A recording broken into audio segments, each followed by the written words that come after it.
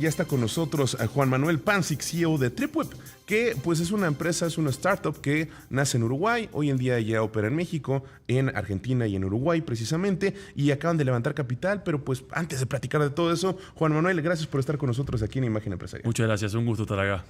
Cuéntanos, ¿qué es TripWeb?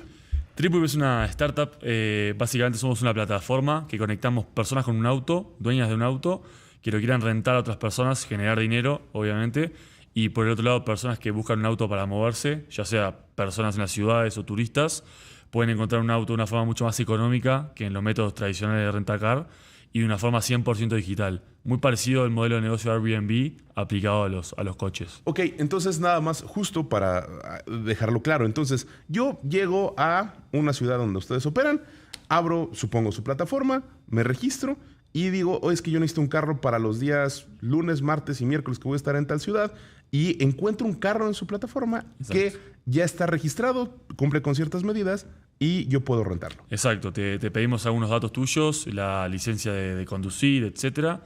Bastante rápido, te hacemos un par de checks y ya puedes rentar en 3 clics, puedes rentar un auto. La verdad que es bastante fácil, intuitivo y a precios bastante económicos. ¿Y cómo surgió la idea? Porque, pues, insisto, existiendo allá otras plataformas de movilidad, pues parece un poco contraintuitivo, ¿no? Porque pues al final del día, ya, si alguien me puede llevar de punto A al punto B, ¿por qué querría yo manejarlo? Totalmente, sí. El mercado de rentacar en Latinoamérica es un mercado bastante grande. Se estima que es de más de 20 billions para 2034. Entonces ya hay un tamaño y una oportunidad bastante grande. ¿Cómo surge? En 2023 yo estaba rentando un coche en mi país, en Uruguay, en verano. Y me llamó la atención lo terrible que eran las opciones que había en el mercado.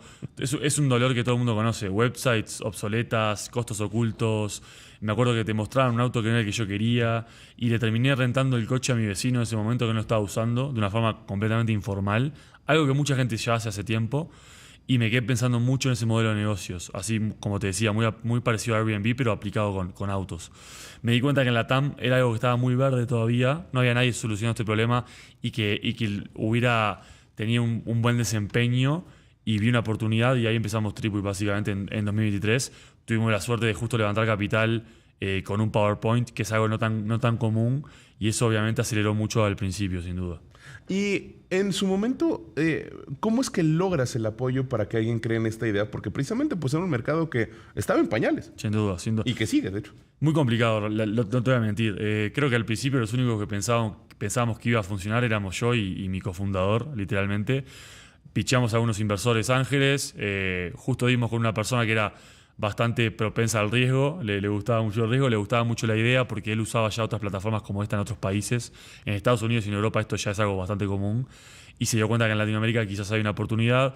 Le gustaba el perfil nuestro como emprendedores, éramos los dos deportistas, como que teníamos algunos condimentos interesantes y bueno, confió en nosotros. Hoy en día la verdad que le fue bastante bien porque entró muy temprano. Entonces, sin duda, es lo que tiene las inversiones en startups, ¿no? No, completamente. Y ahora, ¿cómo es que deciden la expansión? Porque quiero suponer, no operas en todo Uruguay, pero ¿cómo en lugar de acabar de colonizar Uruguay, por qué irte a Argentina, a México? Sin duda. Nuestro negocio es un negocio, siempre digo lo mismo, es un negocio de ciudades, no tanto de países. Vos tenés que ir a las ciudades principales donde se combinen factores como, por ejemplo, un volumen de turismo interesante, un volumen de gente en la ciudad que se quiera mover y obviamente después del lado más de la oferta, que haya gente dispuesta a publicar su auto para generar ingresos. Y ahí nos fuimos moviendo. Empezamos en Uruguay por razones lógicas, porque somos uruguayos. Luego nos pasó algo muy interesante, que de Argentina nos empezó a llegar mucho interés inbound de que nos consultaban cuándo van a Argentina. De la nada aparecían autos publicados en pleno Buenos Aires, sin que nosotros hiciéramos nada. Era una locura. Y ahí dijimos, ok, evidentemente hay una oportunidad en Buenos Aires, luego Mendoza, que es otra ciudad en Argentina muy, muy interesante. Y bueno, México siempre fue como un objetivo que tuvimos desde el día 1, porque vos vas a los datos y la movilidad en Latinoamérica, el 90% de la movilidad la concentra México y Brasil, casi en partes iguales. México, por razones lógicas, tiene unas barreras un poco más bajas de entrada que Brasil. Brasil es un poco más difícil. Teníamos algunas conexiones acá, conseguimos también una buena póliza de seguro con AXA, que eso también aceleró bastante la llegada. Y bueno, tiene ciudades muy interesantes en México. Ciudad de México, Cancún, Playa del Carmen, Los Cabos, Monterrey, Guadalajara. Son puntos focales que nos gustan mucho. Hoy operamos en Ciudad de México y Quintana Roo. Y bueno, fue una decisión casi que natural. Y también una decisión muy buena fue la de yo mudarme a México. que eso aceleró mucho todo también y fue una decisión muy importante para nosotros. Y justo alrededor de su llegada a México, bueno, ya tienen un tiempo, pero en estos momentos están anunciando un levantamiento de capital. Sí. Cuéntanos, ¿cómo fue ya teniendo o presentando a los inversionistas? Oigan, ya pasamos de punto A, ahora sí que al punto B. Total. Estamos en México, estamos en una expansión. ¿Qué es lo que te dijeron? ¿Cómo fue que lo logran? Y también tienen cercanos a gente de una empresa muy importante, Kavak, que está con ustedes. Entonces, cuéntanos un poco cómo ha sido toda esta evolución. Bueno, fue un proceso complicado. Obviamente, como hablamos antes de cámaras, hoy levantar capital, el mercado está bastante complicado, mucho más que antes, está como un poco más seco. Nos costó un poco, fueron varios meses de levantar la ronda, pero bueno, se combinaban algunos factores interesantes. El primero era que teníamos buenos números, o sea, veníamos con una buena atracción y más que nada buen crecimiento año contra año, eso es importante. Después creo que el tamaño de la oportunidad es muy bueno, o sea, hay una oportunidad realmente buena en Latinoamérica para lo que hacemos. Obviamente tiene algunos desafíos como cualquier startup. Y lo tercero es que hay players en el mundo que les ha ido muy bien. O sea, hay una compañía en Estados Unidos que le va muy bien, que está por salir a bolsa ahora, que hace lo mismo que nosotros. Entonces, esas señales también ayudan mucho. Y después yo creo que el equipo también le gustó mucho a los inversores. Obviamente pichamos muchísimas veces, no te voy a mentir. Pero bueno, logramos buenos fondos, buenos angels, gente de Kavak, gente de Uber también, gente de Toyota. La verdad que una ronda interesante. Terminamos levantando al final un poco más, $4.5 millones. Así que nada, bastante conformes y ahora, bueno, la parte divertida que es ejecutar ahora en los próximos años, que es lo que nos gusta a los emprendedores. ¿Cuál es el objetivo? ¿Para qué van a utilizar este capital? Bueno, básicamente abrir más ciudades en los mercados que ya operamos. En México queremos expandirnos un poco más.